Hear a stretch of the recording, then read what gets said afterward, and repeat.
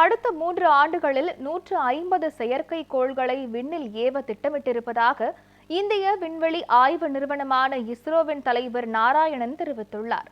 கன்னியாகுமரி மாவட்டம் நாகர்கோவிலில் அவர் செய்தியாளர்களுக்கு பேட்டியளித்தார். அப்போது இந்தியாவுக்காக தற்போது 57 செயற்கைக்கோள்கள் செயல்பட்டு வருவதாக இஸ்ரோ தலைவர் நாராயணன் கூறினார். அடுத்த 3 ஆண்டுகளில் இதனை 3 மடங்காக அதிகரித்து, அதாவது 150 செயற்கைக்கோள்களை விண்ணில் ஏவ இஸ்ரோ திட்டமிட்டுள்ளது என்றும் அதன் தலைவர் நாராயணன் தெரிவித்தார். விண்வெளித்துறை பார்த்தீங்கன்னா இப்போ நம்மளுக்கு 57 செயற்கைக்கோள்கள் இப்போ ஒர்க் பண்ணிட்டு இருக்கு. இன்னொரு 3 வருஷத்துல இதை 3 டைம்ஸ் ஒரு 150 செயற்கைக்கோளாக மாற்றுறதுக்குள்ள திட்டங்களுக்காக ஒர்க் பண்ணிட்டு இருக்கோம். அது ஒன்று. ரெண்டாவது பார்த்தீங்கன்னா இப்போ நம்ம ஆட்களை கொண்டு போறதுக்கு 2027 நம்ம ககன்யான் ப்ரோக்ராம் மூலம் ஆட்களை கொண்டு போறதுக்குள்ள திட்டம் இருக்கு. அதே மாதிரி ஒரு ஸ்பேஸ் ஸ்டேஷன், இந்தியர்களுக்காக ஒரு ஸ்பேஸ் ஸ்டேஷன் 2035 அமைக்க போறோம்.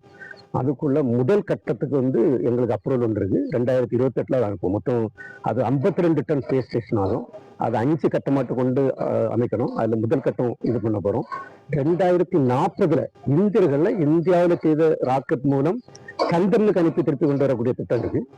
அதுக்கும் ஒர்க் பண்ணிட்டு இருக்கோம்.